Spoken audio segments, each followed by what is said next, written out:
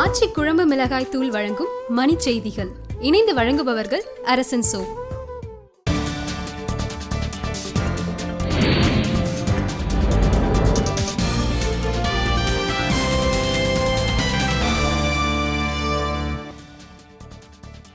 மும்பை தாக்குதல் குற்றவாளி ரஹ்மான் லக்வியை விடுதலை செய்ய லாகூர் உயர்நீதிமன்றம் ஆணை.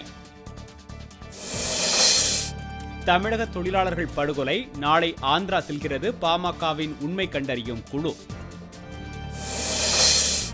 தொழிலாளர்கள் சுட்டுக் கொல்லப்பட்டதை எதிர்த்து வேலூரில் ஆந்திர வங்கி முற்றுகை, காவல்துறையுடன் தள்ளுமுள்ளு. திருப்போரூர் அதிமுக சட்டப்பேரவை உறுப்பினர் ஆக்கிரமித்த அரசு நிலத்தை மீட்க பொதுமக்கள் வலியுறுத்தல்.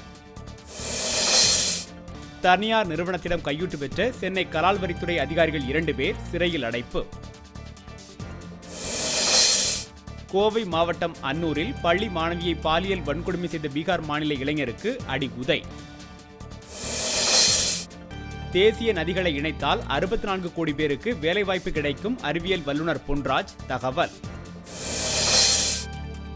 சென்னை பெசன்ட் நகர் சுடுகாட்டில் எழுத்தாளர் ஜெயகாந்தன் இறுதி சடங்கு, ஏராளமானோர் பங்கேற்பு.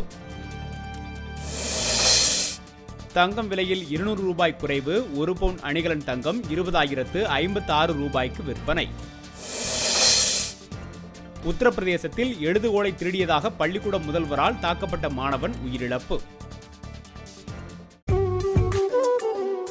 ஆச்சி குழம்பு மிளகாய் தூள் வழங்கிய மணி செய்திகள். இணைந்து வழங்கியவர்கள் அரசன் சோ.